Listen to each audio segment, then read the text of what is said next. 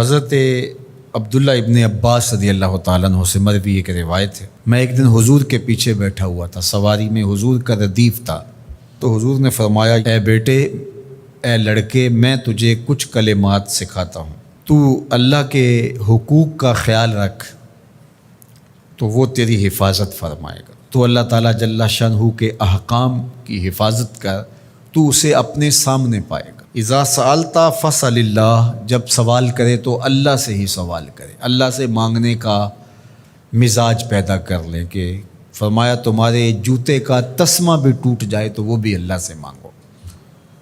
ضرور بازار میں جاؤ دکاندار سے، لیکن حقیقی طلب اللہ سے ہونی چاہیے۔ بات بات پہ اللہ سے سوال کرو، بڑی سے بڑی چیز بھی اس سے مانگو، چھوٹی سے چھوٹی چیز بھی اسی سے طلب کرو۔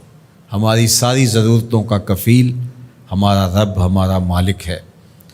تو دوسری نصیحت یہ کی کہ جب تو استعانت طلب کرے، مدد طلب کرے تو اللہ سے ہی استعانت طلب کرے۔ وعلم، اور جان کہ اگر ساری امت، سارے لوگ، پوری قوم جمع ہو کے تمہیں فائدہ پہنچانے کی کوشش میں لگ جائیں تو تمہیں وہی فائدہ پہنچا سکتے ہیں جو تیرے لیے تیرے رب نے لکھا ہے۔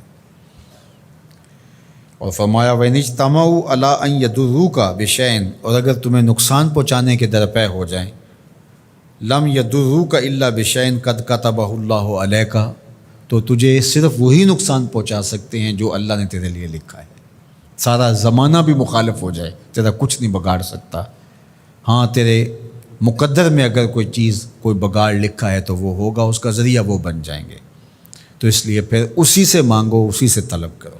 رفعت الاقلام وجفت الصحف، جو لکھنا تھا اللہ نے لکھ دیا، لکھنے کے بعد قلم اٹھا لیا گیا اور جن صحیفوں پہ لکھا تھا وہ خشک ہو گئے۔ اب کتابیں بند ہیں، تو اس لیے اس نے تیرے لیے جو لکھا ہے وہ ہو کے رہے گا، تو خام خواہ لوگوں سے ڈرنے کی ضرورت نہیں ہے، اور تیرا فائدہ، تیرا نقصان اسی کے دستے قدرت میں ہے، تو اسی سے طلب کر، اسی سے مانگ۔ اور فرمایا تو اللہ تعالیٰ جل شانہ کو رخاء میں، خوشحالی میں یاد کر، یعرفک فی الشدہ، وہ تجھے مشکل میں پہچانے گا۔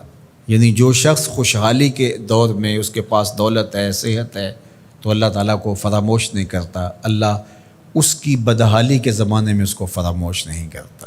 وعلم، اور جان، ان النصر مع الصبر، کہ جو مدد ہے وہ صبر کے ساتھ آتی ہے۔ وان الفرج مع الکرب، اور کشادگی جو ہے وہ مشکل کے ساتھ آتی ہے۔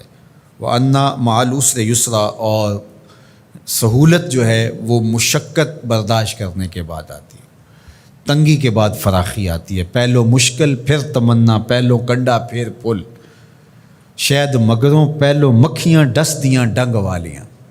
تو یہ سب ہوتا ہے، مشکلات، تکلیفیں، آلام، مصائب، ان سب سے گزر کر کے آسانیاں آتی ہیں۔ خود حضور کی زندگی دیکھ لیجئے، مدنی زندگی مکی زندگی کے گزرنے کے بعد، طائف کے مراحل کو طے کرنے کے بعد آتی۔ تو ہم ڈائریکٹ اگر چاہیں مکی زندگی کو اختیار کیے بغیر اور طائف کی مشکلات اور سنگلاخ راستوں سے گزرے بغیر مدنی برکتیں حاصل کرنا، تو وہ نہیں پا سکتے۔ تو یہ اللہ تعالیٰ نے ایک نظام رکھا ہوا ہے۔